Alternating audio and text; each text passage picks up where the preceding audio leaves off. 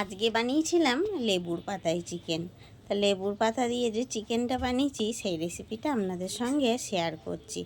তবে চিকেন অনেক রকমভাবেই বানানো যায়, তবে আজকে মেয়ে স্কুল যাওয়ার সময় বলল, মা এই বৃষ্টির আবহাওয়া তুমি একটু ঝাল ঝাল করে একটু অন্যরকমভাবে চিকেন বানাও। তো অন্যরকমভাবে আর কি বানাবো, তাই ভাবলাম একটু লেবুর পাতা দিয়ে বানাই। খেতে কিন্তু দুর্দান্ত হয়েছিল। এখানে আমার চিকেনটা ছিল মোটামুটি 1 কিলো মতন। ভালো করে ধুয়ে জল ঝরিয়ে নিয়েছি, তারপরে লবণ আর লেবুর রস দিয়ে ভালো করে মাখিয়ে রেখে দিলাম খানিকক্ষণের জন্য। আর এদিকে মিক্সারে শুকনো লঙ্কা একটা কাশ্মীরি আর তার সঙ্গে কাঁচা লঙ্কা আদা রসুন একটা পেস্ট বানিয়ে রেখেছি। আর এবার প্রথমে কড়াইয়ে বসিয়ে সাদা তেল দিয়ে একটু লবণ হলুদ দিয়ে আলুগুলো ভেজে নেব। বাঙালি মাংস মানেই একটু আলু, আলু না হলে মাংস যেন ঠিক জমে না, তাই না বন্ধুরা? তো তারপরে আমি এখানে সর্ষে তেল দিয়ে দিলাম বেশ খানিকটা পরিমাণ। এবার গোটা গরম মশলা, শুকনো লঙ্কা, তেজপাতা ফোড়ন দিলাম, দিয়ে দিলাম পেঁয়াজ কুচানো।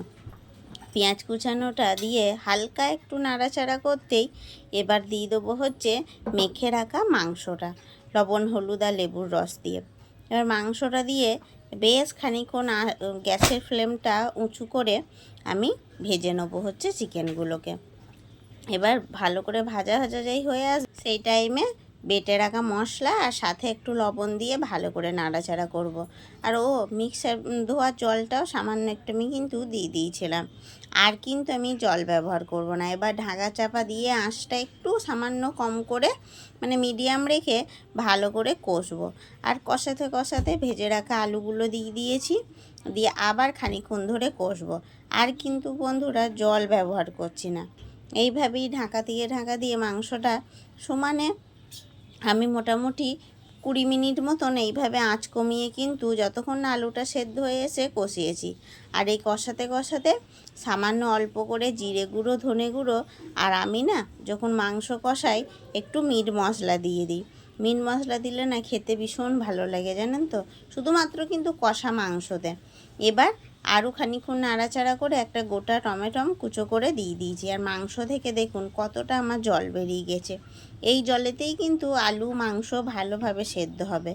এবার দিয়ে দেবো হচ্ছে লেবু পাতা। তবে লেবু পাতাটা কিন্তু প্রথমে দিলে হবে না, ঠিক নামানোর খানিকক্ষণ আগে দিতে হবে। যখন দেখবেন মাংস আলু প্রায় সেদ্ধ হয়ে এসেছে সেই টাইমে দিতে হবে। ব্যাস, লেবু পাতা দিয়ে খানিকক্ষণ নাড়াচাড়া করে ঢাকা দিয়ে রেখে দিতে হবে যতক্ষণ না পরিবেশন করবে। আর আমি আর একটু গোলমরিচের গুঁড়ো দিয়ে দিয়েছিলাম।